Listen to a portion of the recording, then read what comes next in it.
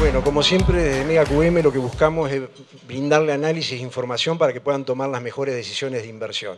Hoy tenemos un panel de lujo, nos va a estar acompañando Hernán Lacunza, Salvador Di Stefano y Pablo Nopov. Le pedimos a Daniel Fernández Canedo, editor en jefe del diario Clarín, que nos dé una mano a moderar la mesa. Y bueno, la idea es tratar de entender a través de la mirada de estos speakers la lectura que están haciendo sobre la coyuntura argentina y qué perspectivas están viendo para adelante.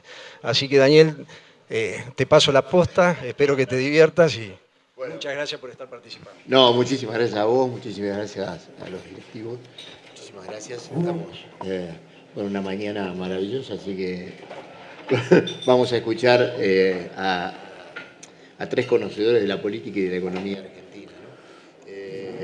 El diálogo va a ser abierto, vamos a tener una hora de charla de ellos y después van a quedar abiertas las preguntas de ustedes, así que vayan preparándolas.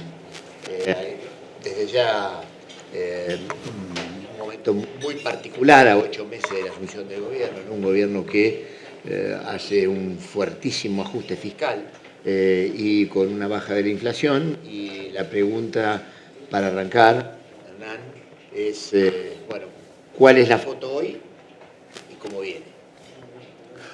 Hola, buen día, un placer estar acá con mis colegas, con Daniel y con todos ustedes. La foto hoy es Daniel bastante mejor, evidentemente mejor que hace 8 meses. El riesgo país está entre 1.500 y 1.600 y la brecha está en 40 y poco. Hace 9 meses, no 8, estaba en 2.700 el riesgo país y la brecha en 170. El gobierno encaró con decisión, con energía, los desequilibrios más agudos, el fiscal en primer lugar. Sin eso hoy no habría nada de lo que hablamos. Estaríamos hablando de los riesgos. La pregunta de Daniel habría sido ¿cuáles son los riesgos de hiperinflación, corralito o default? No me va a preguntar eso porque porque no va a pasar. Diría ahora ni en los próximos 4 años seguro. O sea, ya siempre discutimos con la misma pasión todos los temas de la Argentina que tanto nos ocupa y nos apasiona, pero la calidad de los temas es distinta. Hoy no hay esos riesgos de catástrofe por un programa económico más consistente que el anterior. Esa foto es mejor que hace 8 meses, peor que hace 3.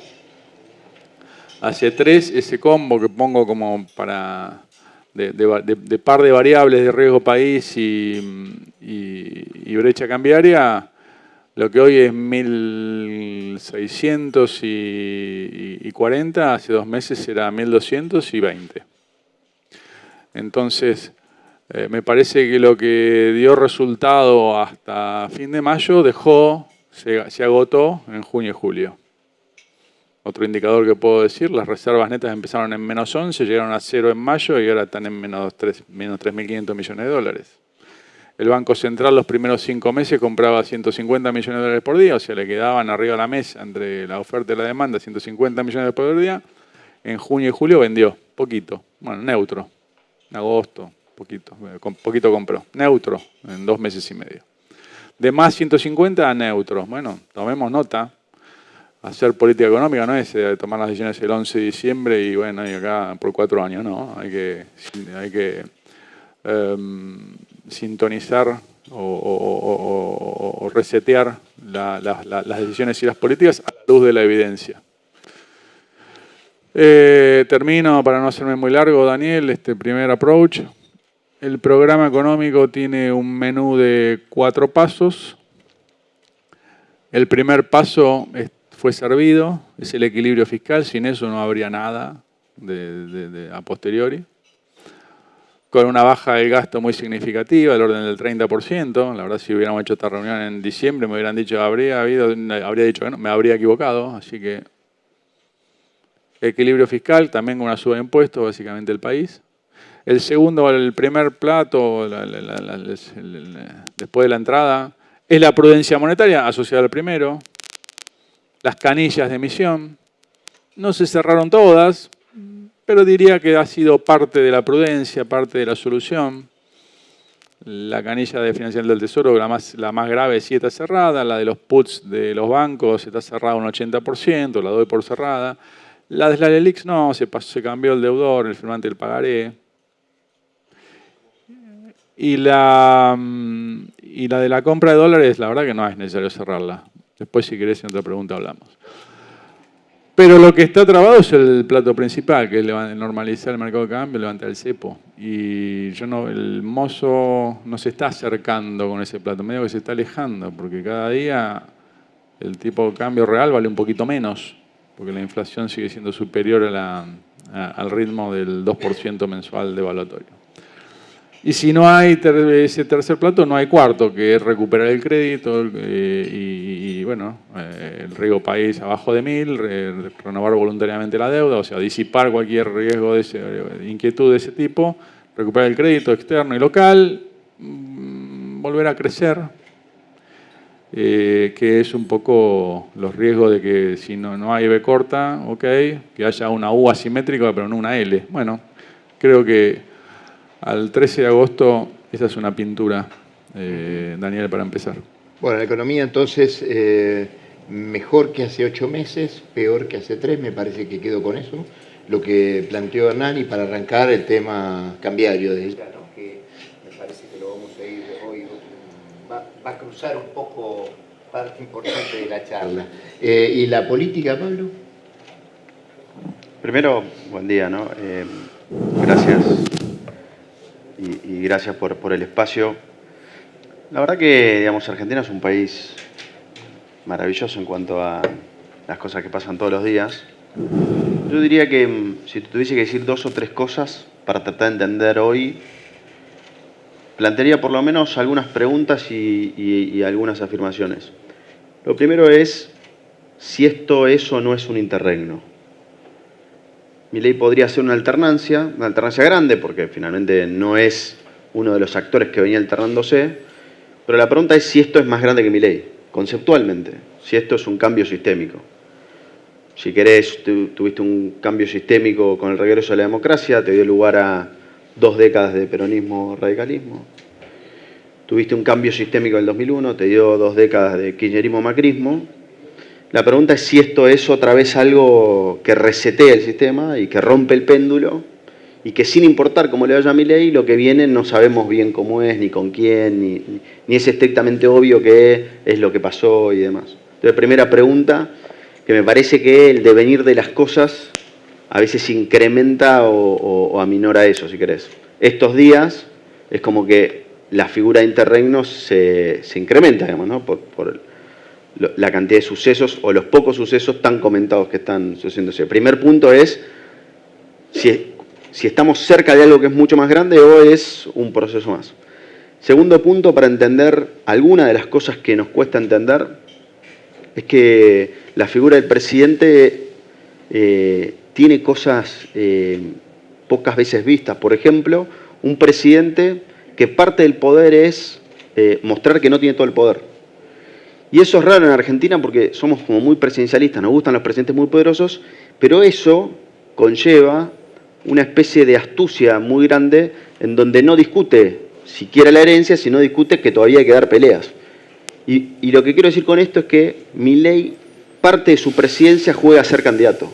O sea, muchas horas por día Milei no es presidente y es candidato. Hay 2 Milei, el Milei presidente, el presidente de la Argentina, de la maqueta, digo de la Argentina y menos de los argentinos, y después el Milei candidato, el retador, el divulgador de ideas de la libertad, el que va por el mundo peleándose. Si ven algunas comunicaciones de Milei presidente, se parecen exactamente a las del candidato. El sistema previo lo hace candidato todo el tiempo. Eso de alguna manera le da tiempo. Y si tuviese que decir lo tercero, es una sociedad con niveles, si querés, de pobreza real y emocional muy altos. Yo creo que todavía no nos damos cuenta hacia qué Argentina estamos yendo en esa lógica. Una Argentina muy herida, una Argentina polarizada como yo nunca había visto, 2 Argentinas que no se tocan. O sea, con el macrismo y el kirchnerismo tenías polarización, pero había momentos y temas en los que se cruzaban. Vos hoy tenés como 2 Argentinas que casi no se tocan, casi como los gradientes del medio no aparecen.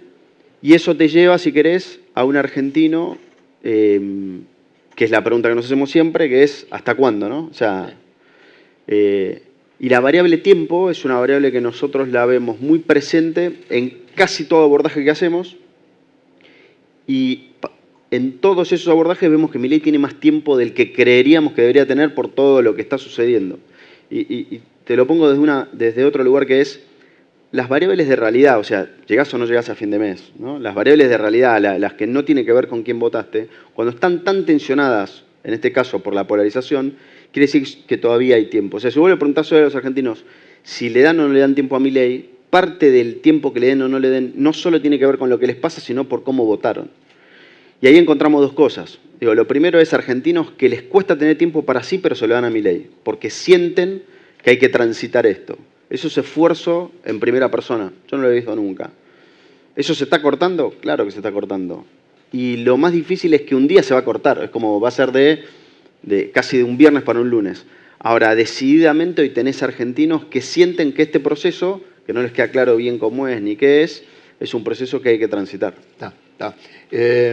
Bueno, Salvador recorre la Argentina, tal vez sea uno de los economistas y de los expertos en economía que más camina a la Argentina.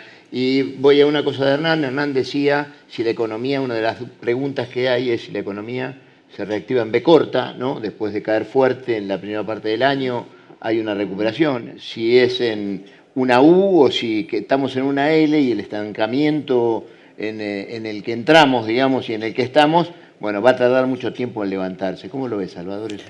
Bueno, buen día y muchísimas gracias por la invitación y, bueno, orgulloso de estar en este panel. Bien, yo primero te quiero contar algo, porque me parece que si nosotros no vamos a lo estructural, no vamos a entender la coyuntura.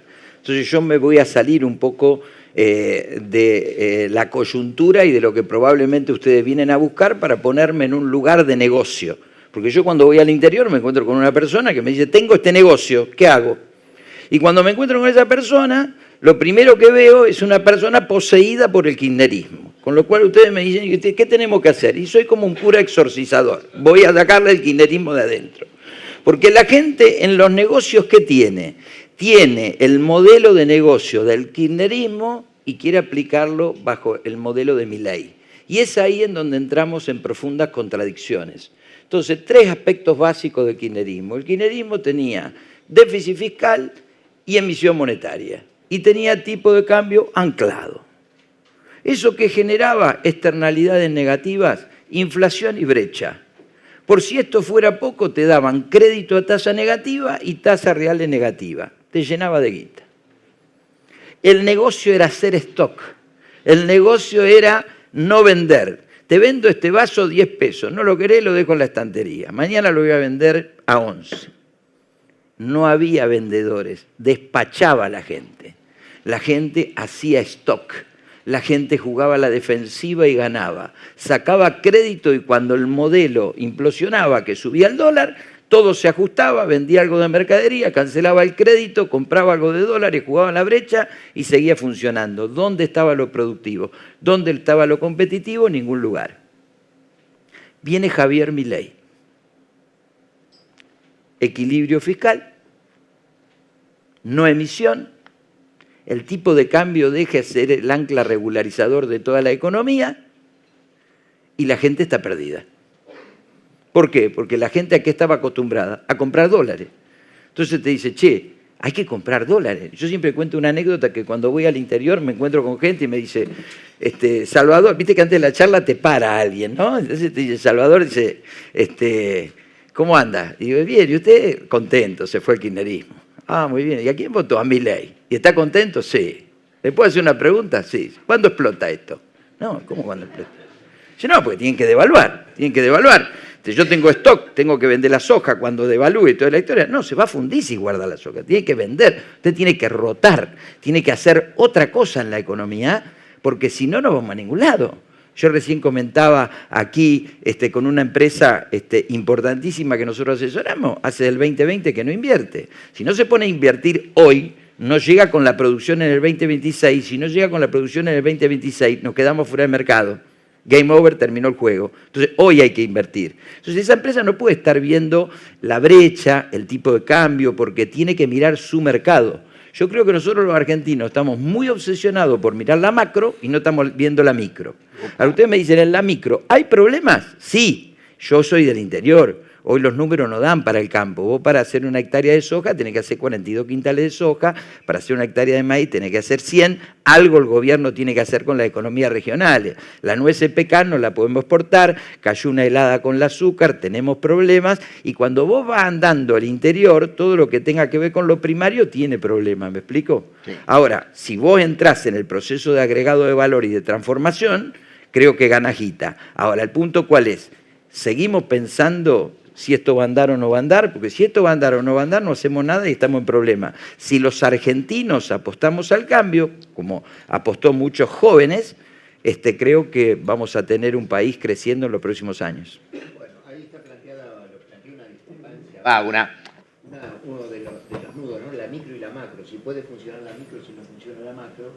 Y en el tema de la macro, como lo planteaba Hernán, el tema cambiario que aparece como un nudo. Digo, esto que Salvador decía, bueno, siempre se apostó a la devaluación, ahora pareciera que la devaluación no llega, pero a la vez el tipo de cambio se encamina a un atraso claro. La macro manda, la micro acompaña. En términos individuales, un negocio, una empresa, ¿sabes por qué la gente invierte? Porque le conviene. Si no, no invierte.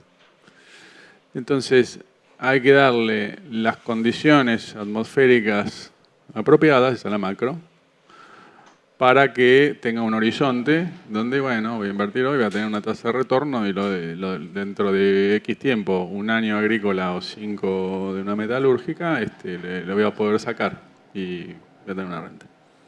¿Viste lo que dije? Dentro de un año lo voy a poder sacar. Sin cepo. Cepo. Entonces, por eso, viste, que dije, el círculo virtuoso, el equilibrio fiscal, genial. Sin eso tendríamos el riesgo. O sea, el paralelo no valdría 1.350. La brecha era 170 con el gobierno anterior. Valdría 2.700. ¿Sí? Cansó para bajarlo, heroico, pero hasta ahí.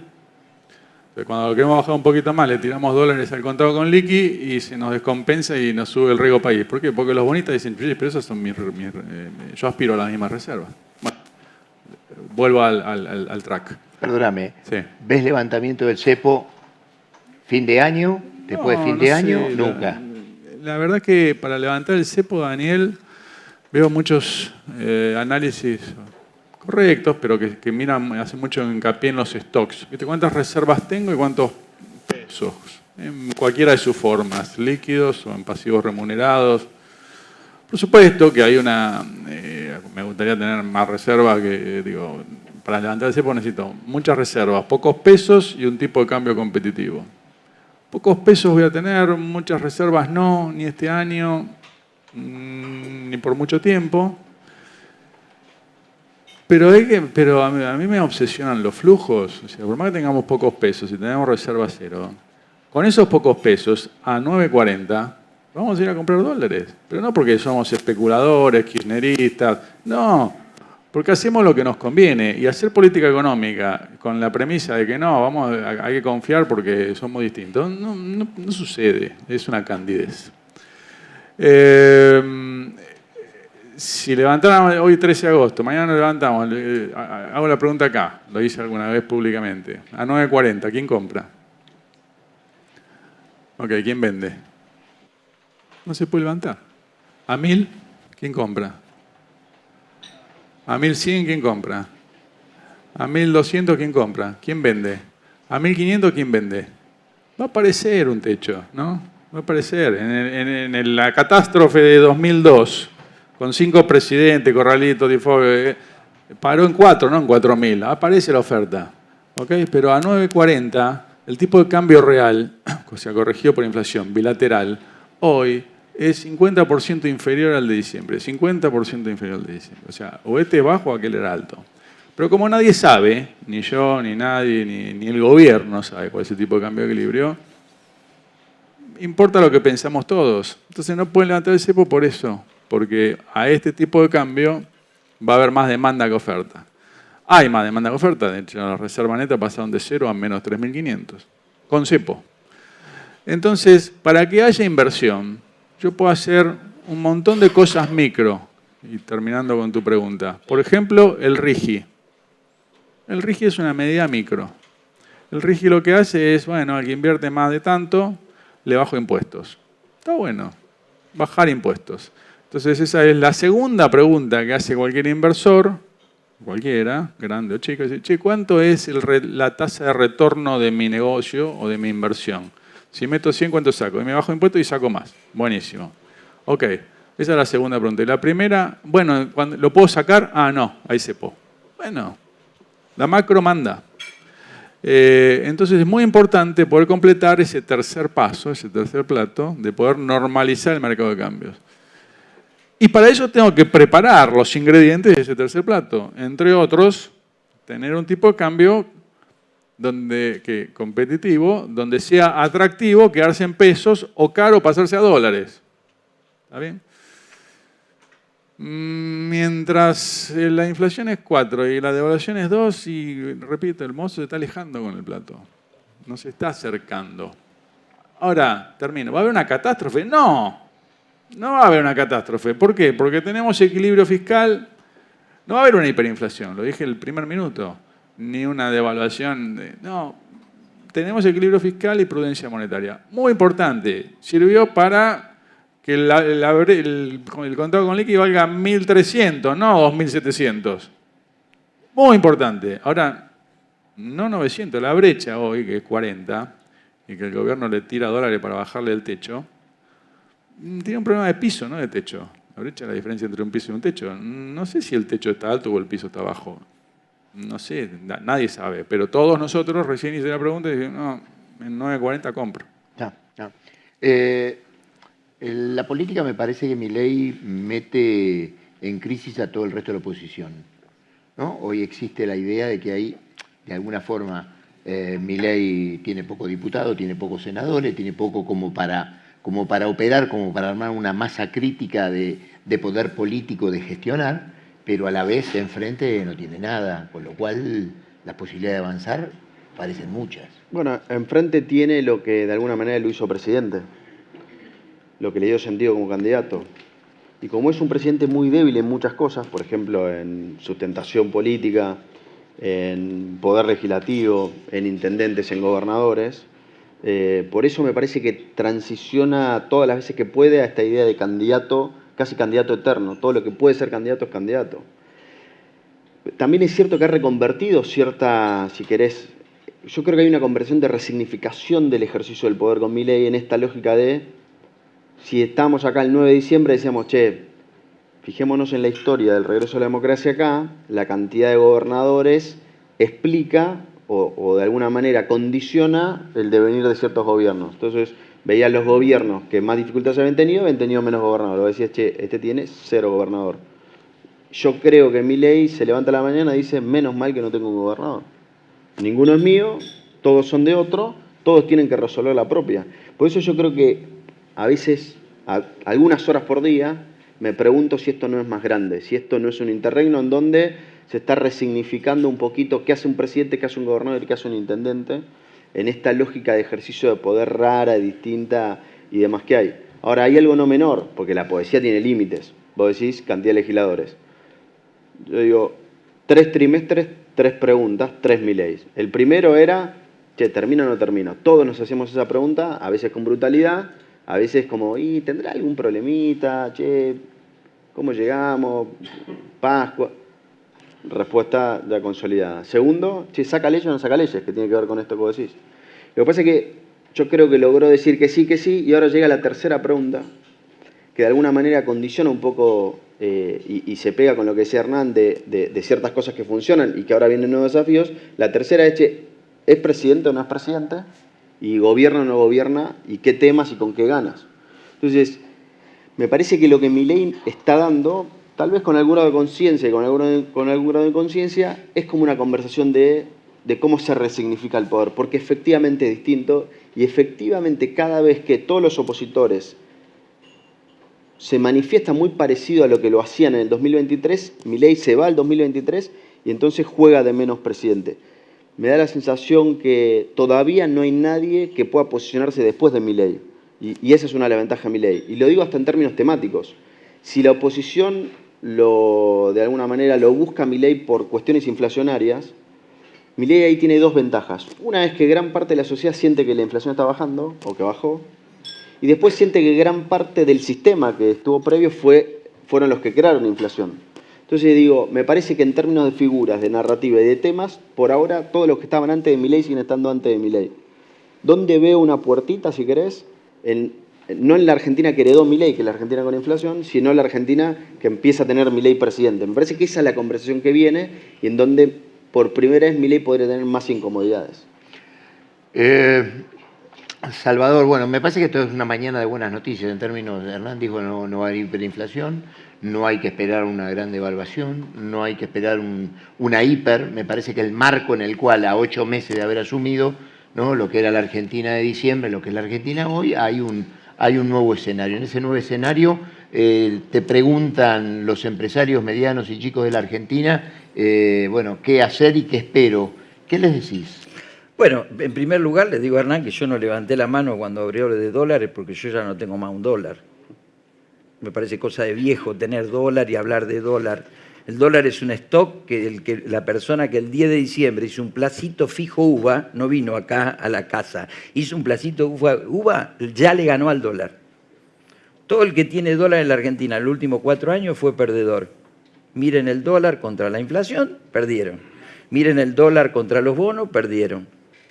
Miren los dólares contra lo que ustedes quieran, en los últimos 4 perdieron. ¿Vos recomendarías vender todos los dólares que la gente tenga? Ya los vendí y ya estaría pensando en un proyecto de inversión, porque sin futuro no hay presente. Yo los dólares los tengo guardados, son dólares de un país que tiene un déficit fiscal de 7%, la carrera presidencial en ese país son 2 viejitos con andadores, digamos, no tienen un proyecto, están súper endeudados, y nosotros tenemos un país que tiene un presidente con superávit fiscal, una deuda que si sacás la deuda intraestado es manejable, digamos, y un programa económico que nunca vimos prácticamente en nuestra historia, porque tenemos superávit fiscal, estamos aumentando la tarifa y estamos pagando la deuda. La gente me dice, che, ¿vos sabés que hay recesión? Y sí, estamos superávit fiscal, aumentando la tarifa y superando la deuda. ¿Vos querés estar bien? Estás con 120 kilos y estás haciendo un régimen que es peor que el del doctor Cormillot. Te están bajando abruptamente acá. Ahora, el punto es, en ese marco hay un montón de oportunidades. Yo le pregunto a ustedes, la gente que invirtió en los fondos de esta empresa, ¿perdió plata en los últimos 7 meses? ¿Que compró un bono del Estado, perdió plata en los últimos 7 meses? ¿Es cándido decir que, digamos, el que compró un bono ganó plata? El que hizo un plazo fijo UVA perdió plata, el que compró un TX26 perdió plata. Todos ganaron plata y ganaron en dólares.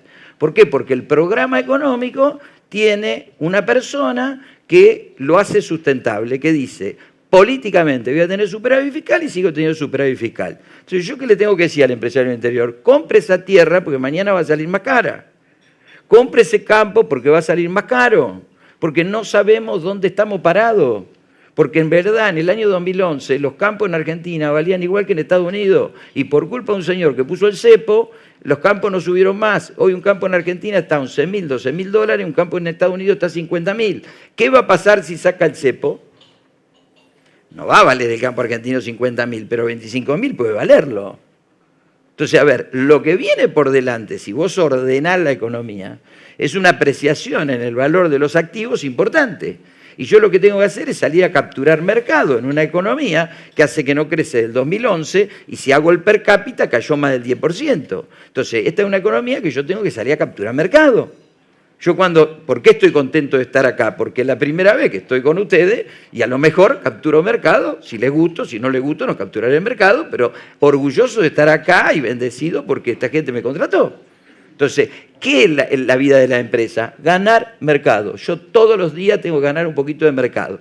Yo todos los días tengo que hacer la competitividad endógena. ¿Qué es la competitividad endógena? Muchachos, discúlpenme los empresarios, pero hace del 2020 la pandemia que nadie pone un mango en la empresa. Y acá cambió el precio de la energía eléctrica y hoy necesitamos todo tipo de maquinaria nueva que te haga ahorrar energía eléctrica. Ese proceso de cambio va a empezar de un momento a otro. Ese proceso de cambio está en marcha en un montón de compañías. Si a eso le sumás la inversión que tiene que venir en minería, si a eso le sumás actualización en muchos sectores, vas a tener mucha inversión. Ahora, vos me preguntás, Salvador, un taxista que tiene un solo taxi la va a pasar mal. ¿Por qué? Porque todos tenemos que ir a escala. Todos tenemos que ir a escala. Vos vas a tener que tener más trabajo. O sea, vas a tener que tener el diario, vas a tener que salir a dar conferencias, vas a tener que hacer un programa de televisión, la empresa tendrá que todos los días innovar en fondos, innovar en cosas, tomar gente pensando el mediano plazo. Ahora, yo no estaría pensando en el dólar. Yo cuando veo gente que dice que va a comprar dólar, digo, por Dios, yo estoy muy equivocado, la gente está muy equivocada. Yo creo que comprar dólares nosotros no tenemos que sacar eso de la cabeza. Hace 4 años que pierden lo que tienen dólares. Lo tiene la caja de seguridad con una inflación de los últimos 5 años en Estados Unidos de 22,7%. Si yo tomo la inflación en Argentina en pesos y tomo la devaluación, la inflación en dólares en los últimos 5 años está al 30%. Tengo los dólares guardados y dice, no, yo con los dólares guardados duermo tranquilo. Mirá, hace algo con los dólares y anda al psicólogo y tratate, digamos, a ver si dormí tranquilo y gana guita. Bueno, recién lo planteaba Salvador, ¿no? El tema de que, bueno, los bonos argentinos subieron y había que desprenderse de dólares. Ahora uno ve que los bonos hicieron así y ahora están lateralizando. El costo argentino, el riesgo argentino, está en los 1.550 puntos y hay como la necesidad de señales nuevas, que vos lo planteabas en el tema del cepo y también en el tema cambiario. ¿Cómo se alimenta la expectativa para pensar que el riesgo argentino, bueno, pueda disminuir y bajar de estos niveles, donde se ve que en las últimas semanas pasó con el tema de Japón, que, bueno, después de eso subieron las acciones, pero los bonos estaban difíciles y el riesgo país no bajó? Sí, primero tengo que hacer un comentario. Yo no sé si Salvador se dio cuenta que la evidencia que mostró es contraria a su conclusión. Porque, no sé si se refería al dólar oficial, calculo, si todo subió más que el dólar oficial, ¿quién se atrasó? Claro. Entonces las decisiones se toman por el futuro, por lo que por la expectativa. Ah, bueno. El blue. Bueno. Dije el blue. Las decisiones se toman por la expectativa, no por lo que pasó. Y muchas veces en finanzas el futuro suele ser un espejo del pasado, pero un espejo no. Digo, o sea, la simetría, ¿sí? O sea, pasa lo contrario de lo que pasó en términos de rendimientos, porque algo se adelantó y algo se atrasó. Entonces, las decisiones financieras, como en esta sala, son racionales, no emocionales. Adiós, gracias. Especulativas. Especular está bien. Es un verbo bastardeado. Pero gracias a que especulamos no chocamos en todas las esquinas, porque especulamos que no viene otro, qué sé yo. ¿Okay? Bueno. O especulamos que si viene, entonces frenamos. Está bien. Entonces, la verdad que en cuando tomamos nuestra cartera de inversiones y decidimos, básicamente, para simplificar un poco, tenemos 3 activos. Pesos, moneda local, dólares o alguna moneda extranjera y bienes. 3 activos. Y eso tiene 3 rendimientos asociados. Es medio básico, pero tasa de interés para el peso, tasa de devaluación esperada, no la pasada, la esperada, y tasa de inflación, el rendimiento financiero de los bienes. Y ¿sabes dónde nos colocamos, Daniel? En lo que esperamos que sea más alto. De lo que viene, no de lo que pasó. Lo que pasó, pasó. En el mejor de los casos no lo consideremos. En el peor, hay una tendencia acá no sostenible. Y termino con una reflexión análoga a algo de Pablo, que me gustó. La Argentina está cambiando. Te voy a decir una cosa todavía más optimista que esa que un poco amarreta, que dije, bueno, no va a haber hiperinflación. No. Yo creo que el año que viene va a ser mejor que este. 2025 va a ser mejor que 2024. A pesar de la soja, a pesar de... Sí. No. Después, bueno, podemos analizar cada negocio en particular. Pero bueno, este va a ser el año del ajuste, del equilibrio, de 5 puntos de ajuste fiscal, un montón. No 15, 5. De corrección del desequilibrio fiscal. Han sufrido las transferencias de la provincia de jubilados. Bueno, el año que viene el consumo se ha deteriorado un montón, porque el salario real cayó 25% el primer trimestre, ahora recupera un poquito desde hace un par de meses. Medio amarrete, pero bueno, creo que 2025 va a ser mejor que 2024 si no hacemos ninguna macana en el tránsito de los próximos 6 meses. Y probablemente, si eso es así, el gobierno tenga una buena elección, ya me meto en lo de Pablo, digo, voy a tener una buena plataforma, me voy a ser más prudente para ir a la elección de medio término, plataforma económica. Y voy a decir algo que estoy más convencido todavía a la hora de evaluar nuestras empresas, nuestros activos reales y financieros. 2027 va a ser mejor que 2023. Porque un país que va con la convicción que se ve en este gobierno, a menos Estado, entonces menos gasto, menos impuestos, una economía más abierta, que se puede importar y exportar sin pedir permiso, más desregulada, lo que está haciendo Sturzenegger. Bueno, va a ser una economía con mayor bienestar, más allá de los vaivenes, esto de que si hablamos en los próximos 3 meses el dólar. Así que para ir a una panorámica, ahora termino con algo de Pablo. Para eso, para que ustedes inviertan y compren maquinarias y contraten gente, al final es eso, ¿no? Lo que necesitamos, generar empleo privado. Tenemos que salir del cortoplacismo de, bueno, ¿cuánto dura el dólar que las reservas netas son menos 3.000? Porque eso no es que vamos a invertir porque el presidente de turno nos cae simpático. Nadie hace eso. Porque todos invertimos cuando nos conviene, ¿sí? Y miramos 3 activos, bienes, pesos y dólares. Para los pesos la tasa de interés tiene que ser positiva, real positiva. Tiene que valer la pena quedarse en pesos. Entonces podemos ir a una competencia de monedas. Ojalá, no una dolarización endógena, una competencia de monedas. Ojalá. Bueno, ese camino es parsimonioso. Ahora, Pablo dijo, bueno, hay una tolerancia social, una paciencia social, una expectativa de cambio. Estoy un poco por ahí, no son palabras exactas, pero hay tantos pobres como imagen positiva del presidente, 50 y pico. Inédito, hay una necesidad, un clamor de que así no podíamos seguir. Pero, dijo Pablo, ojo que eso puede terminar de un viernes para un lunes. Bueno, así es difícil invertir. Entonces, para que eso no sea tan lábil, tan vulnerable, tengo que recuperar el ingreso, el consumo, no tener la incertidumbre cambiaria. Y yo sé que esto es fácil decirlo acá, levantemos ese poner, no es tan, ¿sí? Ahora,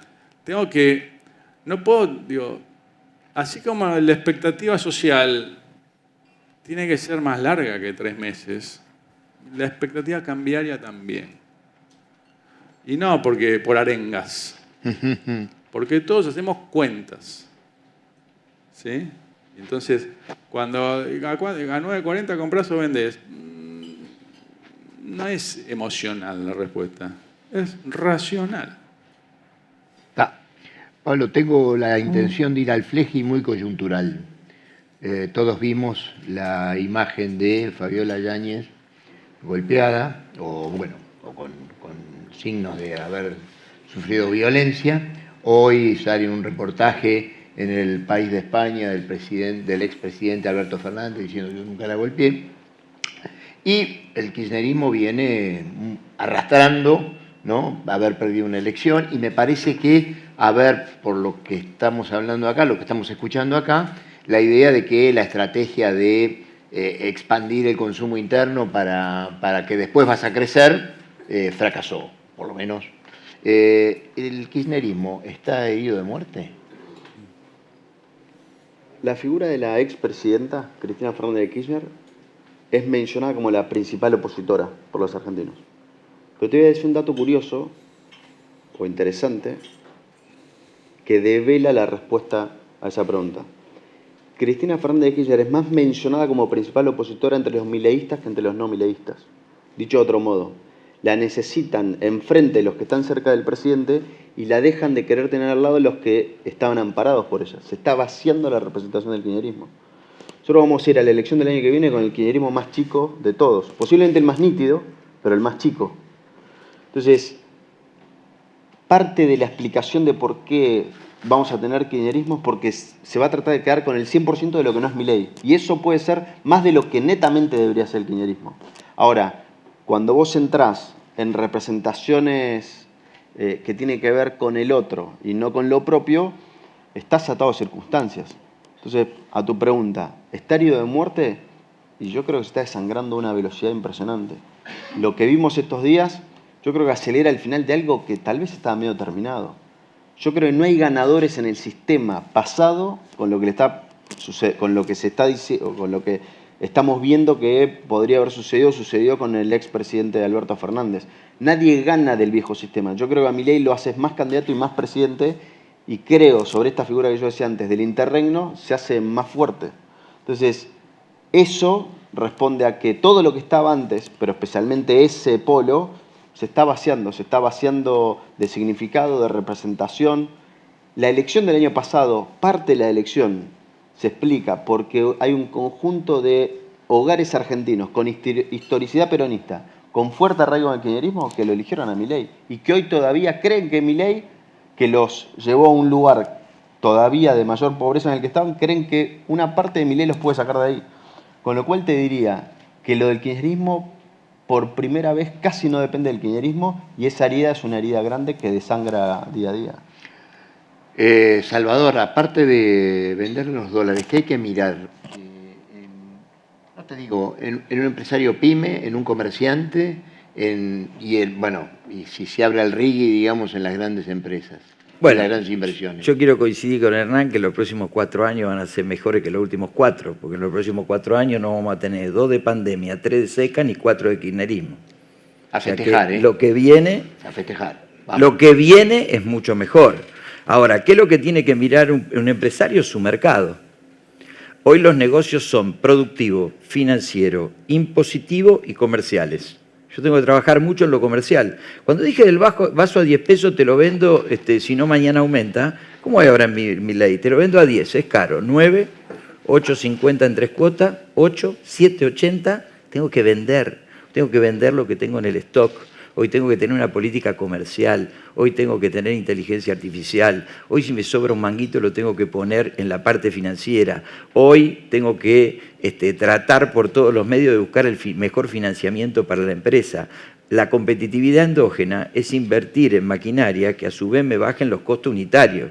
Hoy, ¿cuál es la tragedia que tiene el empresario? Cayeron las ventas, los costos unitarios se te subieron y te están subiendo los salarios. ¿Cómo reemplazás eso? Con innovación, trabajando en marketing, trabajando en comercialización, trabajando en productividad. Ahora, ¿cuántos años hace que en la Argentina no hablábamos de productividad? ¿Cuántos años hace que no hablábamos de qué? Están naciendo... O sea, aumenta la población 500.000 personas por año, con lo cual si yo me quedo 2 años sin aumentar mi producción, estoy perdiendo mercado. Entonces, digo, nosotros tenemos que empezar a mirar la situación en forma intertemporal. No es nuestra vida, es la vida de un conjunto de empresas que están mirando ese mercado. Hoy tenés empresas que tienen que salir a hacer un gasoducto, que tienen que triplicar la cantidad de personal para hacer válvula, tenés gente que empieza a capturar más mercado. Ahora, no nos engañemos, estamos atravesando un valle de la muerte. El que no se adapte a la nueva forma de economía se va a quedar en el valle, y el que atraviese el valle se va a quedar con el mercado del que se quedó. Entonces, hoy es muy importante cuál es la inteligencia que voy a aplicar dentro de una empresa, qué interpretación voy a hacer de la macro y cómo lo voy a aplicar a la micro. Ahora, sin macro no hay micro, sin micro no hay macro. Nos tenemos que adaptar. Yo no puedo venir acá a decir el presidente tiene que hacer esto. Yo me tengo que adaptar al lineamiento del presidente. ¿Vamos a tener baja inflación? Listo. Vamos a preparar nuestro comercio para desarrollarlo con ese nivel de baja inflación. ¿Vamos a tratar de ir a buscar más mercado? Sí, pero resulta que del otro lado tengo más gente con menos recursos, entonces tengo que trabajar el P por Q.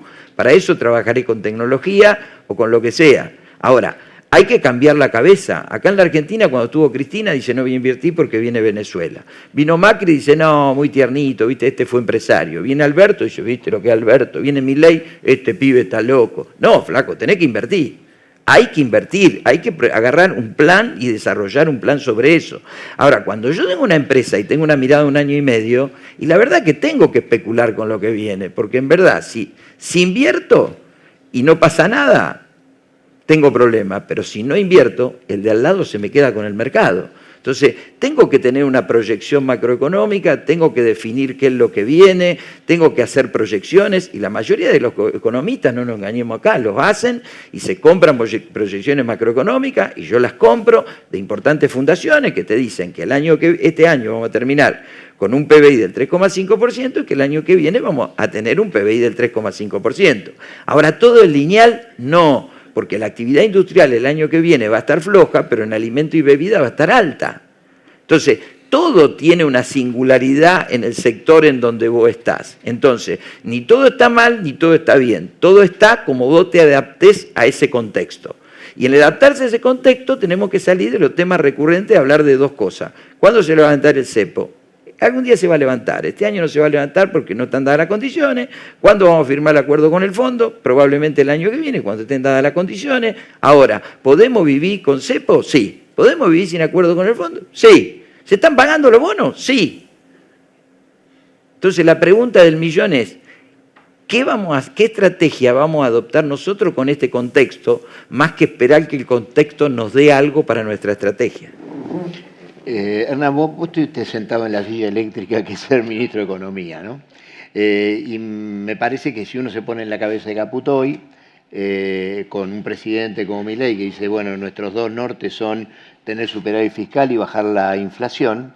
Para bajar la inflación tenés 2 patas, uno el superávit fiscal, la otra el dólar que sube al 2% mensual, el oficial, con el cual tenés un ancla.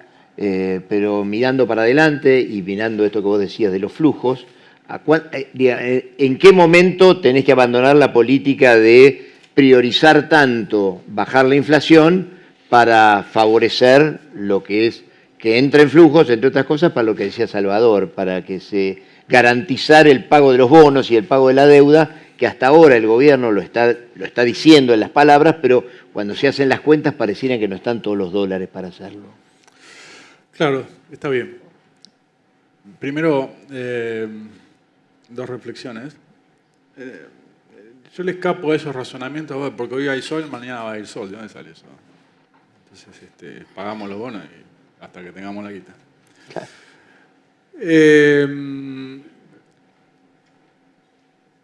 Y segundo, vos dijiste 2 anclas, un ancla real, que es el equilibrio fiscal, que es genuina y que sin eso no habría nada, estaríamos hablando de otra cosa.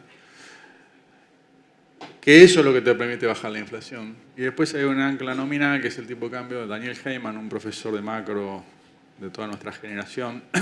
Decía, de varias generaciones. Sí, muy querido.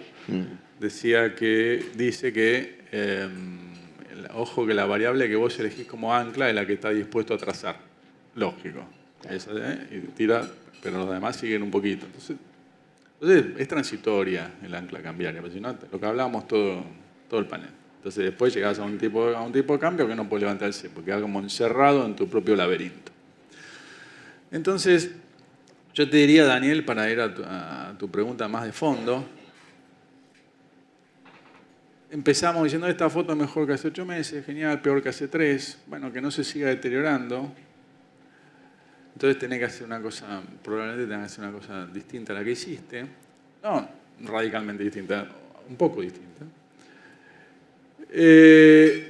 Porque si no tenés 2 riesgos. Uno, que te quedes en el equilibrio de fondo de peso de pozo de la actividad. O sea, la baja de la actividad era inexorable, no es culpa de este programa. Lo anterior era ficción. Plan platita, subsidio, tarifas atrasadas, dólar atrasado. Eso era mentira. Entonces, corriste el velo, che, no vendíamos 100 jugos por día, vendíamos 80 que se podían pagar. Eso fue el primer trimestre. Después se estancó ahí en 80 Pero para alimentar la expectativa social que Pablo necesita para soportar el gobierno y seguir haciendo cambios, tiene que empezar a vender 81 jugos, 82, 83, no 100 en medio año. Pero... Entonces el riesgo es que no pase eso. Y bueno, no cambiar las reglas porque no querés enfrentar los costos de corto, que si te salía el cepo, entonces te vas a tener un fogonazo inflacionario, no un fogonazo del 25%, invento, qué sé yo, de un dígito alto por un par de meses. Y claro, te va a erosionar la credibilidad. Bueno, pero peor es que o sea, cada vez es el acantilado cada vez más alto. ¿Sí? Entonces, si haces eso, si no haces eso, bueno, por un lado vas a tener cada vez más presión sobre el mercado de cambios, entonces cada vez, si yo proyecto los últimos 2 meses que las reservas pasaron de 0 a menos 3.500, terminaría en menos 10.000. No puede pasar eso. Puede volver al punto de partida. Y hay un apuro ahí, un apuro o un ingrediente que es tu pregunta. El año que viene hay que pagar en manos privadas, hay que renovar en manos privadas algo más de 10.000 millones de dólares. Sí. En total 21.000, algo más de 10.000. Entre organismos no sé cuánto, pero lo importante, digamos, lo ejecutable, algo más de 10.000 en manos privadas. Entre Tesoro y Banco Central. Eso se tiene que renovar voluntariamente. Para eso tengo que tener un riesgo país abajo de 1.000 para que yo emita deuda a una tasa razonable. Si emito deuda a una tasa muy alta es como disruptivo. Entonces, para bajar el riesgo país abajo de 1.000, tenés que normalizar el mercado de cambio, si no nadie va a entrar voluntariamente a algo donde no se sabe si puede salir. Con lo cual, no es que tenemos 1.000 días. Y en el medio hay como una expectativa, no, el acuerdo con el fondo. ¿Sabes qué? El otro día hice una nota que decía, bueno, hay más bailarines que sillas, porque más aspirantes a dólares que dólares. Entonces, bueno, le aseguramos la silla a los del contado con liqui, le decimos, te va a mandar todos los dólares que necesite, entonces los bonitas se ponen nerviosos, sube el riesgo país. Le aseguramos el dinero a los bonitas, se ponen nerviosos los depositantes. Claro, como que los bailarines dicen, che, hay menos sillas. Entonces, no, va a venir el fondo y nos va a prestar sillas. ¿Qué sé yo? Esa dinámica no es sostenible. O voy a hacer un repo, o sea, un préstamo apalancado en garantía de reserva, de bonos o de oro. Es pedir sillas prestadas. Tampoco. Porque tengo que generar sillas de exportaciones mayores a importaciones. Competitividad, genial. Y bueno, a largo plazo, si de bajo impuesto, de regulo, genial, pero tardás 4 años. El trayecto importa, porque la música se puede cortar antes. ¿Sí? Entonces, no vamos a correr a sentar a la silla. Entonces, no hay 4 años para hacer eso. En enero hay que pagar, de memoria, digo, no quiero decir algo de memoria que puede ser impreciso, pero sí. ¿Cuánto? Sí. 5.500. No recuerdo el BOPREA cuánto, pero en el primer semestre del año que viene, o hasta julio, los primeros 7 meses, algo más de 10.000. Sí. Ahí tenemos que llegar ya normalizados, porque si no se va a complicar. Y por eso el riesgo país vale 1.600 y no 800. Porque, ¿de dónde vamos a sacar esos dólares? ¿Los va a comprar con superávit? Es muy difícil comprar 10.000 millones de dólares con superávit. De la reserva no hay, que era lo que hacía el kirchnerismo, que le metía un papelito al Banco Central. Me las va a prestar Trump, ella es una conjetura, una especulación, me va a prestar una silla para que se siente el bonista. Bueno, es como que, digo, por supuesto no podemos parar de la economía desastrosa de Alberto, de esa herencia a la normalidad en un año, pero tiene que ser un proceso de mejora continua y donde sobre todo yo pueda ir estirando el horizonte. Que no es que la paciencia social son, y a lo mejor me levanto el lunes y se terminó. No es que los dólares, a lo mejor me levanto el lunes y los bailarines se quisieron sentar. Y eso es preparar las condiciones para levantar el cepo, no dentro de 4 años, lo antes posible. Bueno, vayan preparando las preguntas.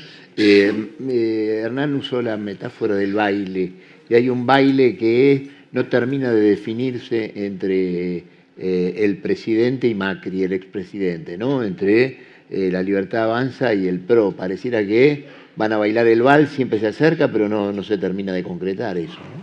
Bueno, vos ahí tenés la primera tensión grande que tenés es qué hacen los argentinos con eso. Los argentinos que, de alguna manera, podrían bailar con los dos. Lo que te muestra un poco el año pasado y lo que te muestra este año es que la cohabitación es casi total, digamos. O sea, son los mismos argentinos que podrían elegir uno u otro. Entonces ahí tenés el principal problema, que es el significado, ¿no? El para qué está cada uno. Entonces, en algún momento, y creo que por un tiempo, van a compartir la posible misión de frenar, terminar, poner la condición que quieras con el kirchnerismo. Lo que pasa es que ahora creo que Milei tiene una ventaja, que es que de alguna manera es el que puede terminar de ejecutar cambios, digamos. Porque la variable central en ese electorado tiene que ver con la palabra cambio. Si yo tuviese que elegir una variable en la Argentina que explica lo que pasa hoy, lo que va a pasar a fin de año, sin importar cómo le vaya a Milei, lo que va a pasar el año que viene, sin importar cómo le vaya a Milei, tiene que ver con cambio. O sea, el argentino quiere cambiar mucho más de lo que tal vez hasta a veces ofrece el propio Milei. Y esa es la tensión que hay, si querés, entre Macri y Milei, que finalmente es hasta dónde Macri puede, sin estar frente a la botonera que puede hacer cambios, puede incidir con declaraciones en cómo pueden ser esos cambios. Me parece que esa es la tensión. Yo creo que tenés la tensión de qué hacen los electores y después tenés la tensión de cómo se trabaja sobre la agenda de cambio. Salvador, bueno, en la Argentina, un dato que está difundido es que más o menos el consumo de la economía explica el 70%, la economía explica en un 70% su comportamiento por lo que pasa en el consumo, ¿no? ¿Cómo ves eso? Bueno, mira, yo antes de eso te quería dejar 5 test que, digamos, todo lo que hablemos acá lo van a reflejar esos 5 test y también se van a reflejar en el consumo. Primer test. Dentro de poco vamos a ver el monto del blanqueo. ¿Cuántos dólares se van a blanquear y cuántas multas se van a cobrar?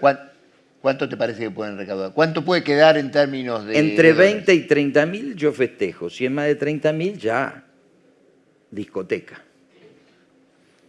Moratoria, otro indicador muy importante, porque eso va a impactar sobre los recursos y sobre lo que decía Hernán, las proyecciones para 2025, levantamiento del cepo, acuerdo con el fondo y todo eso. Esto es un test. ¿Cuántos argentinos vamos a adelantar 5 pagos de bienes personales que nos va a venir bastante bien porque nos congelan los activos de los próximos años? El punto 4 va a tener que ver con cuánta plata va a aportar el RIGI. Otro test, no hay discusión. Aportó tanto, y eso nos va a indicar, ya no es, digamos, visibilización, proyección y nada, sino que es una cosa real. Y punto 5, si bien es chiquitito, se van a poner en licitación algunas empresas que se van a privatizar ahora algunas acciones de algunas empresas, que eso también te va a generar un indicador. Si esos 5 indicadores son positivos, a mí me parece que eso te va a marcar el camino de cuándo levantar el cepo, de cuándo llegar a un acuerdo con el fondo, de cuánta liquidez va a tener el Banco Central, de cuánto más dólares va a tener, de cuánto más superávit va a empezar a lograr y cuánto vas a poder mostrar de cara al futuro. Ahora, el consumo objetivamente viene lento, digamos, es un consumo que en este momento está empujado por un poquitito de mayor crédito que hay en la economía. La actividad económica es como un clavadista que se tira de una roca bien alta, ya tocó piso, está para arriba, pero no sacó la cabeza afuera, o sea, está 2 metros más arriba del piso, pero todavía no está por encima del consumo de un año atrás. Entonces, ahí es donde se opera el manejo de la empresa y la política comercial. Cuando yo tengo estrechez, como vos manejés la empresa, es donde vos hacés la diferencia. Y eso es lo que probablemente a la gente de lo interior hoy nos gusta, porque hoy cuando hay estrechez, si vos tenés una buena estrategia, hacés la diferencia. En el pasado, como todo era normal, un desastre, nadie podía sobresalir. Hoy creo que están dadas las condiciones para que el que tenga estrategia salga. Pero cuando se van de esa charla, llévense anotado estos 5 indicadores. Si los 5 indicadores dan bien, olvídense de comprar dólares. Está. Bueno, llegamos al momento de las preguntas. Tenemos acá un micrófono muy bueno.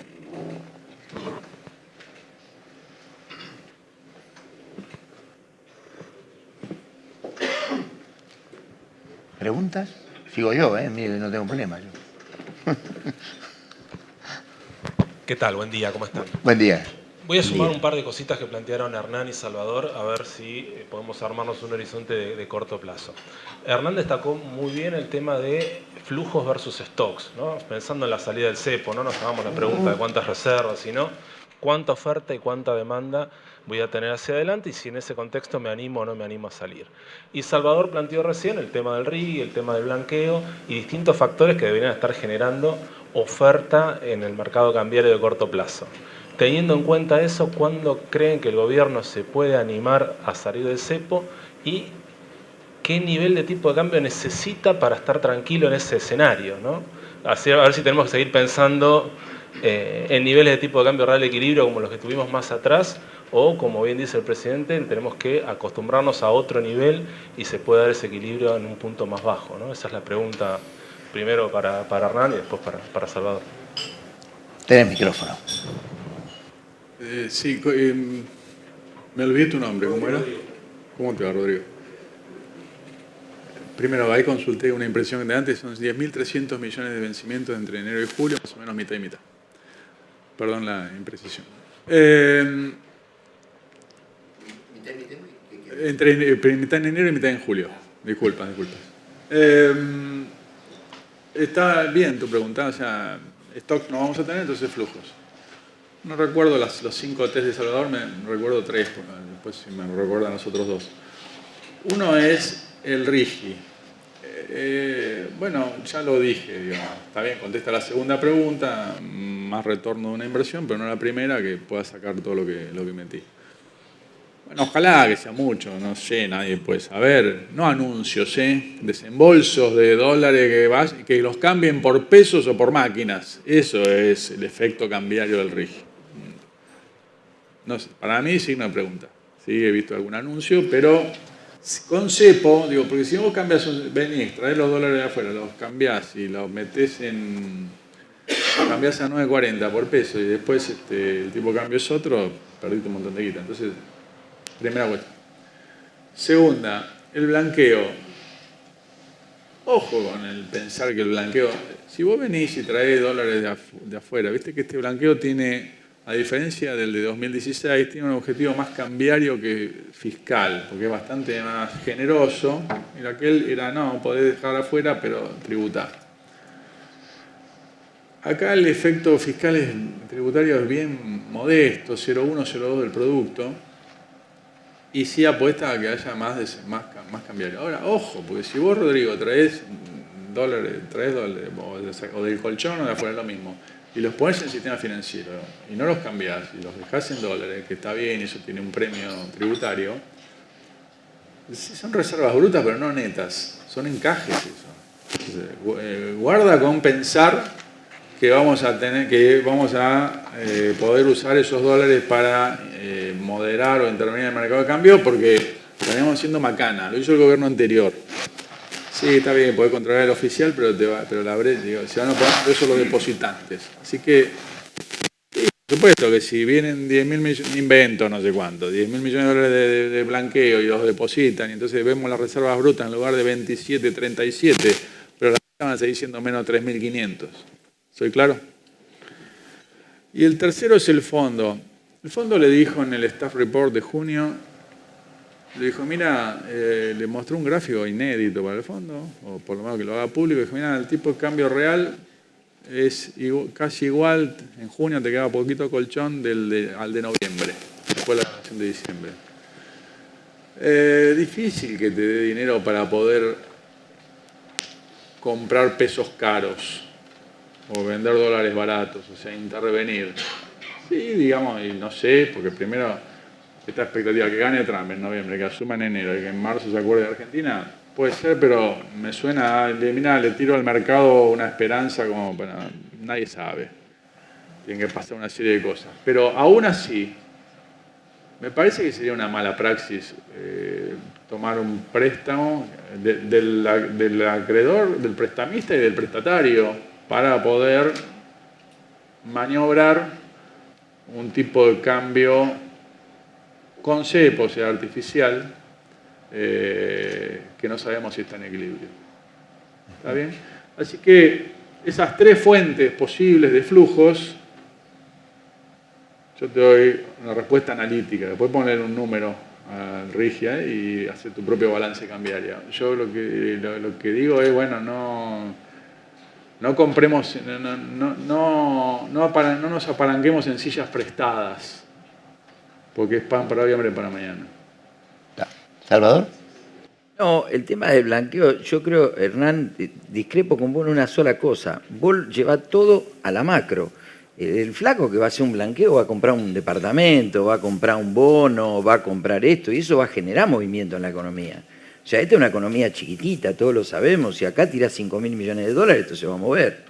Y yo creo que hay mucha gente que tiene plata negra y que, digamos, necesita comprar bienes registrables y que no la puede comprar. Y si esa gente vuelca 5.000 millones de dólares, que se blanqueen 30.000, pero que una partecita chiquita vaya al mercado, automáticamente vas a mover o el mercado de la vivienda o vas a el mercado de los bonos, qué sé yo. Yo estoy averiguando en la CNB, por ejemplo, que si tengo un cliente que quiere blanquear, le recomendamos blanquear en bonos, porque vos blanqueás en bonos del Estado y prácticamente no pagás la multa y durante un año podés tener un flujo de guita.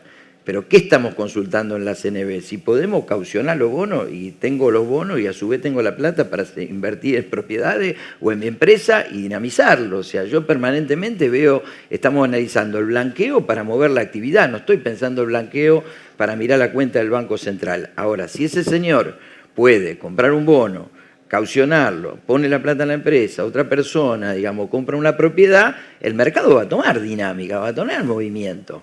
Entonces, mi impresión, cuando vos preguntás a cuándo va a sacar el cepo, cuando se decía cuándo va a bajar la tasa Jerome Powell, y Jerome Powell lo que no quiere quedar con una cara de bobo adelante de todo, que baja la tasa y después la sube.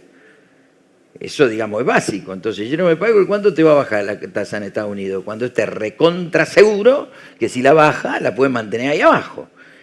O puede iniciar un ciclo de baja de tasa. ¿Y Milei qué va a hacer? Milei no es tonto, Caputo no es tonto, son gente preparada. El día que levanten el cepo lo van a levantar para que no se le escape. Y si tiene alguna duda, va a demorar el levantamiento del cepo. ¿Por qué? Porque va a querer pisar sobre firme.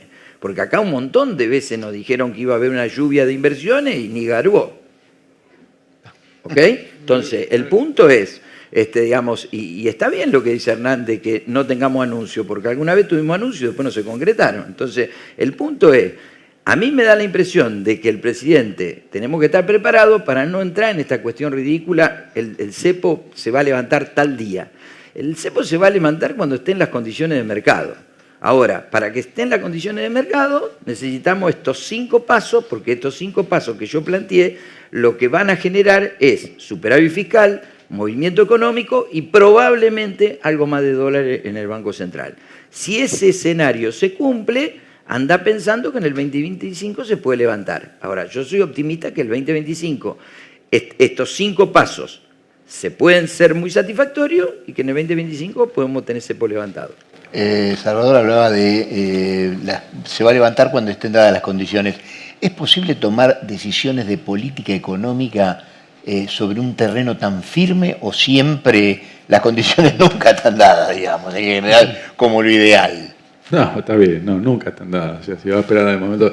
Hay también una tentación ahí, tu pregunta me inspira una reflexión. No para estas autoridades. ¿Vos sabés cuál es la obsesión, por lo menos en Argentina, de un presidente, de un ministro de Economía? El dólar, ¿no? Claro. ¿Vos sabés la paz mental que le da levantarse a la mañana, saber que está a 9:40 y que se va a ir a acostar a 9:41? O sea, es muy tentador. Pero bueno, es una trampa también, porque así no va a haber inversiones, porque, bueno, ya lo expliqué. Pero me olvidé la última parte de tu pregunta, Rodrigo. Dijiste el tipo de cambio de equilibrio, nadie sabe. Pero para darte referencias, de memoria, me voy a equivocar por poco, el tipo de cambio promedio de antes de que te pongas nervioso, promedio de los últimos 20 años debe dar 1.300, algo así. ¿Eso qué significa? Nada, promedio de la economía, que supimos cómo equilibramos nuestro balance externo En 20 años el kirchnerismo, cambiemos, nada, una referencia. El tipo de cambio sostenible va a ser la inversa de nuestra productividad. O sea, cuanto más reformas hagamos, más bajo vamos a ser más ricos en dólares de manera sostenible. O sea, cuanto más impuestos bajemos, y eso es lo que dice el gobierno, cuanto menos regulado, cuanto menos permiso tenga que pedir para exportar e importar. Entonces, y eso es el desarrollo. Eso es ser más ricos en dólares y que el salario suba en dólares de manera sostenible, no porque clavamos el dólar y entonces sube todo y entonces mejora, sube todo menos el dólar y nos sentimos más ricos, ¿no? Eso es ficticio.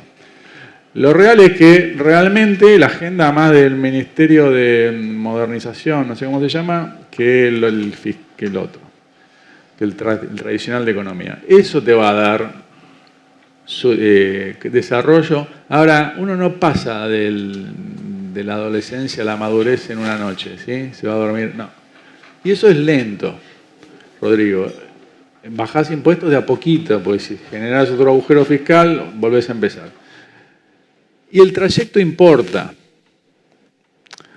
Porque el día que una empresa minera en San Juan haga la inversión y pague menos ingresos brutos porque San Juan tenga las cuentas en orden. Entonces agarre la ruta y no tenga pozos porque hicimos obra pública. Y que llegue al puerto y no tenga peajes, no sé qué. Ese día, el tipo de cambio de equilibrio, y qué sé yo, va a ser, ojalá, 900. Ese día. Pero mientras tanto, paga ingresos brutos, tiene pozos y paga peajes. Entonces, el trayecto importa. Y no es que en 2030 vamos a exportar no sé cuánto de minería. Me encanta, hay que hacerlo, día por día hay que bajar una regulación, me encanta. Pero mañana miércoles tiene que sacar el camión y comerse los pozos. Entonces el tipo de cambio ese no es 900, invento. Entonces va a ser la inversa de nuestra productividad, que va a ser un camino parsimonioso. Y en el camino no te puedes quedar sin nafta, sin empleo, porque no puedes quedarte en la L, porque necesitamos a los mineros. ¿Preguntas? Federico. Digo.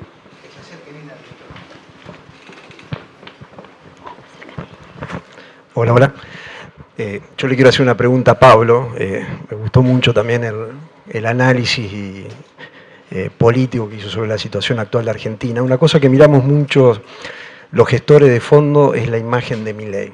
Así como hablamos de la bondad de cómo arrancó este programa económico con un ancla fiscal, vemos que hay un ancla muy importante en el programa que es la imagen de Milei.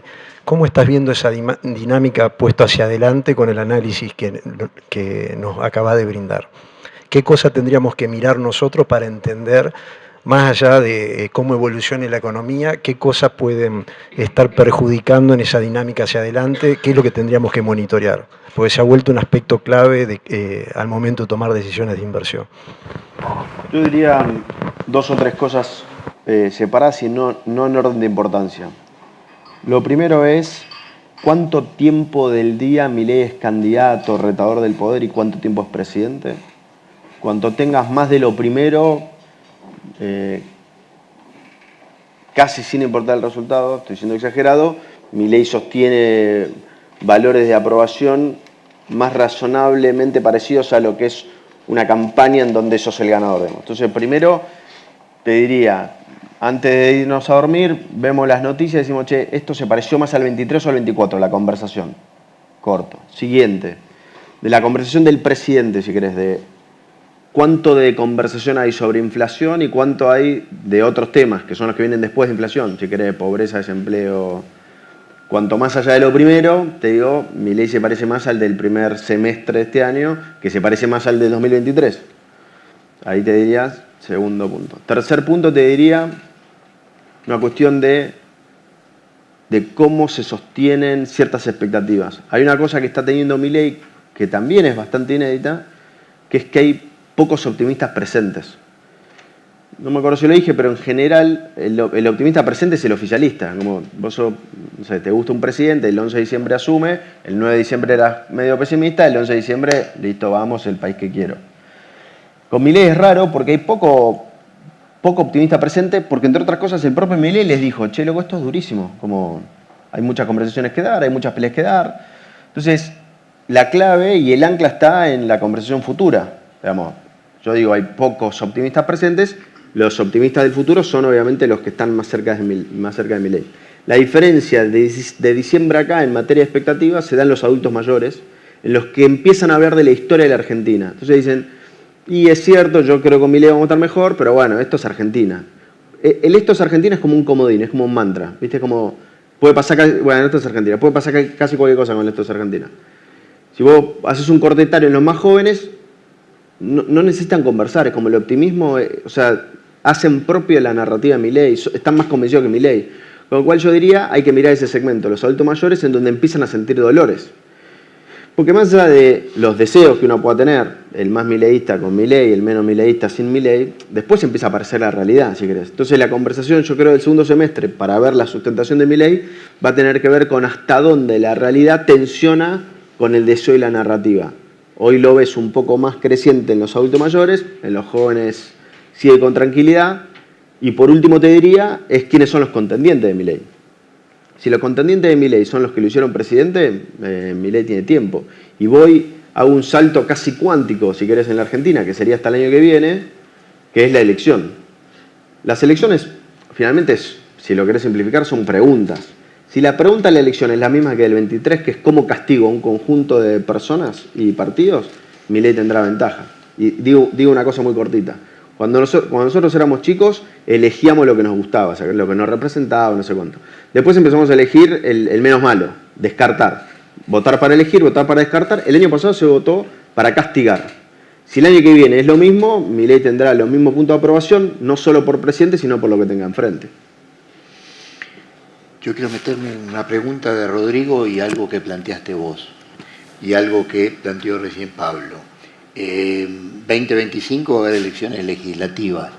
En la Argentina en general, los gobiernos eligen llegar a las elecciones con el tipo de cambio lo más bajo posible para que los salarios sean, en términos de dólar, lo más alto posible y el poder de compra.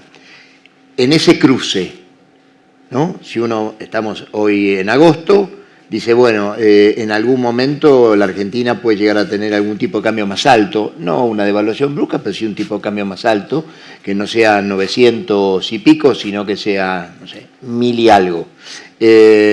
Ahí no hay un cálculo político de decir, bueno, el gobierno tiene que optar por liberar el cepo y tirar el tipo de cambio hacia arriba de acá a fin de año como forma que después tenga para después bajar el tipo de cambio. Sí. Digo, pensando en términos de la política. Sí.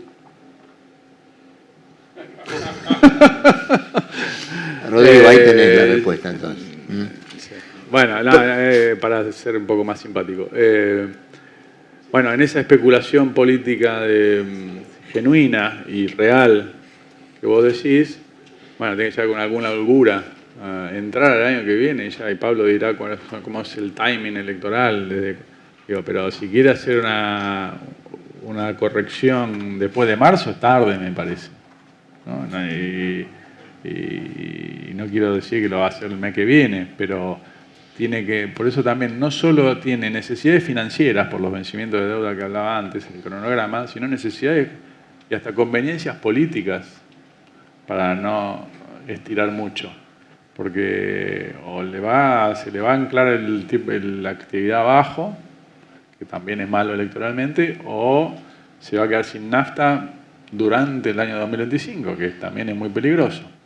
Esa lógica, por ejemplo, el gobierno anterior la usó mucho, también con esta lógica de, bueno, aguanto, y voy pidiendo sillas prestadas y además inventando noticias. ¿Te acordás que nos iban a dar los chinos? Era toda mentira eso. Pero al marcado le decía, bueno, no me pulses porque, ojo que voy a traer un tanque con dólares o con yuanes. Y bueno, es transitoriamente eficaz para un gobierno que le quedaban 6 meses el año pasado. Para un gobierno que le quedan 3 años y medio es más delicado eso, porque está bien. Primero que ya arranca con este nivel cambiario 50% inferior al de diciembre. Y un año y pico hasta la de medio término, ¿y después qué? O sea, no es exactamente el mismo razonamiento que aplica a la elección del año pasado. Pero coincido con tu interpretación. Bueno, preguntas. Sí. Que, Sí, se te escucha. que es parte política y parte para Hernán. ¿Hasta dónde influye la suerte? Vos dijiste el timing. Venimos de épocas donde nos acordamos del Papa diciendo cuiden a Cristina, el fondo aprobando los planes de Massa para los puts de los bancos, distintas cosas. Como que la vara es distinta en función del gobierno. En gobiernos peronistas, extrañamente, la soja siempre vale $600 y cuando se van los peronistas la soja baja. Esa es una pregunta mezclada para los dos. Y después más política de cara a las elecciones del año que viene. Este país tiene listas sábanas para elecciones y ya vimos que detrás de las listas sábanas, una vez que están adentro, los diputados se dan vuelta y votan otras cosas. ¿Cómo hace Milei para construir en estos pocos meses listas detrás de cada jurisdicción que después sigan las ideas del partido? Vamos con Pablo primero. Yo te diría 2 cosas sobre lo primero, que es los gringos usan la palabra mandato distinto a nosotros. Nosotros lo usamos una cuestión temporal. El mandato de lo mandatorio en Estados Unidos se usa distinto y lo podríamos usar acá, que es todos los gobiernos tienen mandatos.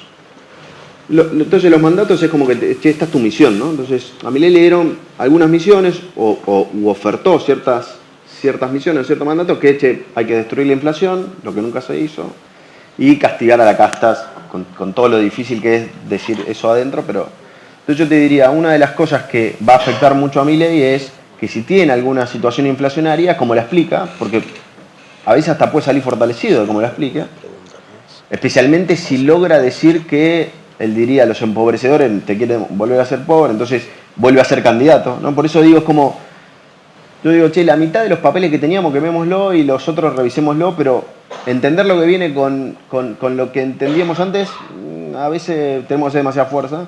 Entonces yo diría, yo miraría mucho los mandatos de Milei como primera cosa para ver. Después lo segundo es, yo creo que Milei no tiene sentimiento de culpa alguna. Tiene convicción. Convicción mata cualquier contradicción en este mundo. ¿Por qué? Porque cuando vos tenés convicción absoluta es como una historia de Instagram. Che, hoy estás convencido, mañana lo de ayer no estaba, mañana pasaba como de hoy para hoy, de hoy para mañana. Entonces, es como tiene esa capacidad de ir más allá de lo que digan, de lo que le digan, etcétera, etcétera.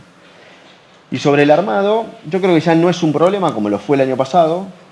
Creo que va a depender mucho si hace acuerdos o si no hace acuerdos. Yo tiendo a pensar hoy que no los quiere hacer, o que siente que no los tiene que hacer. Es discutible, pero razonable en algún punto. Yo creo que los va a terminar armando, posiblemente reciclando un montón de cosas. Y cierro con... ¿Come al PRO? Bueno, una de las discusiones es qué pasa con el PRO, digamos. Por eso tiene sentidos, digamos. ¿Cuál es el sentido de la Libertad Avanza y el PRO? Si querés, los dos juntos, como enfrentar y como dinamitar el kirchnerismo. Si lo hacen juntos o lo hacen separados. Si el gobierno llega muy bien y no va junto con el PRO, indudablemente le genera tensiones en lugares donde el PRO ya había logrado avanzar mucho. Entonces, me parece que una de las discusiones tendrá que ver con la oferta electoral. Yo creo que va a lograr armar. Ahora vos me decís, che, pero ahí va a llevar gente que tiene 30 años en la política. Sí, mirá la Rosada y está lleno, o sea, no hay LinkedIn ahí ya muy avanzado. Perdóname, el gobierno tiene 3 alfiles importantes que son Luis Caputo, Patricia Bullrich, Federico Sturzenegger. Convicción mata contradicción. A fondo. ¿Hernán? Sí, de política no voy a hablar. No tengo nada inteligente que agregar. Mencionaste al fondo en tu pregunta. El fondo es un banco público, que entendemos así. Banco, es un banco público, cuyos accionistas son los países. Entonces están ahí en el board, en el directorio, están los ministros de Economía de los países, que representan a sus carpinteros y sus contribuyentes. Banco público con política, claro, no estoy diciendo que la política no importa, pero antes de llegar ahí hay que pasar un test. Y entonces te dicen, en el último test le pusieron a la deuda argentina, en el de abril, le pusieron sostenible, la deuda, sostenible con baja probabilidad, una cosa así, una nota medio, aprobaste raspando. Por lo que hablábamos antes, los vencimientos. Y entonces van a hacer un checklist y dicen, a ver, política fiscal, 10. Política monetaria, esto de las canillas, que yo, 7. Política cambiaria, a recuperatorio. Va a ser eso. Puedo decir, si yo te doy, inventemos, 10 billion, 15 billion, 20 billion, ¿cómo me lo vas a devolver? Va a preguntar lo que pregunta un banco con cualquier prestatario que se le acerque. Así que me parece que la discusión durante el primer trimestre del año que viene va a ser esa y bueno, un eventual desembolso con ingredientes políticos, que no digo que no existan, en un banco público, va a haber que atravesar ese checklist antes, ¿no? Pregunta, la última. Nos vamos yendo.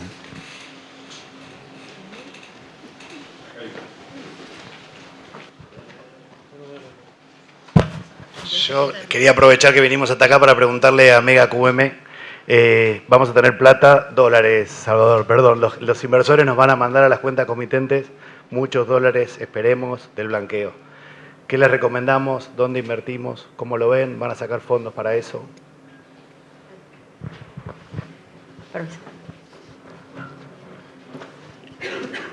Te hablan con el corazón, le contestamos con el bolsillo. Gracias por la pregunta, la verdad muy buena. Desde Mega QM estamos preparando 7 productos para el blanqueo, 4 productos moneda dólar y 3 productos moneda peso. Nosotros hace poco lanzamos el primer fondo de money market en dólares de la Argentina. Estamos viendo que los depósitos en dólares están creciendo en el sistema financiero. De seguir normalizándose y estabilizándose la economía, este proceso va a continuar y va a traer más dólares. El mundo dólar va a ir creciendo dentro de nuestra economía. Y eso nos llevó a lanzar el primer money market dólar, que hoy es un producto muy conservador, que permite al inversor estacionar su dinero a tasas que van del 2 al 2,5 anual, pensando luego para ver hacia dónde moverse. También tenemos otro fondo moneda dólar de deuda corporativa para los inversores que buscan posicionarse en empresas empresas del sector petróleo y gas, del sector utility, sectores que nos gustan mucho, es decir, empresas que tienen muy buena capacidad crediticia y que hoy devengan tasas que van del 8 al 10% en dólares. Tenemos un fondo moneda dólar que invierte en Latam también, para inversores capaz más conservadores que busquen tasas del 4 al 5%. Y después, para los inversores que están apostando o que tienen una visión constructiva sobre Argentina, nosotros lanzamos el año pasado un fondo que se llama Mega QM Sovereign and Subsovereign, que invierte en deuda argentina. Es un producto que a nosotros nos gusta. Tenemos nosotros como compañía una visión constructiva sobre la deuda argentina y bueno, ahí también vamos a estar ofreciendo ese producto para el que quiera tener exposición a todo lo que es deuda soberana y deuda que emitió el Banco Central. Esos serían los 4 fondos. Estos 4 fondos, sus cuotas partes se van a poder caucionar para poder tomar, que es lo que vos decís. Estamos viendo mucho esa consulta en los inversores. El dinero que se va a blanquear es un dinero que para ponerlo a trabajar no es algo, por lo menos las consultas que estamos recibiendo vienen por ese lado. Y después tenemos 3 fondos para los que blanqueen pesos. Ahí estamos con un fondo de LEVAX, que es un fondo que invierte en las letras de LECAPS, que invierte en las letras que emite el Tesoro y que liquida en contado. Es decir, es un fondo que busca competirle al money market ofreciendo 2-3 puntos más de tasa de interés.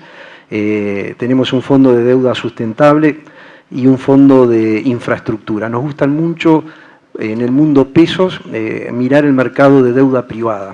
Me parece que estamos viendo que ese mercado se va a volver mucho más dinámico. Ya en el sistema financiero se están viendo cómo están creciendo los créditos y entendemos que, bueno, parte de lo que necesita la Argentina es empezar a ver mayores emisiones de deuda privada y por eso apuntamos estos productos también en peso. Bueno, gracias Federico, gracias a todos, gracias Salvador, gracias Fabio.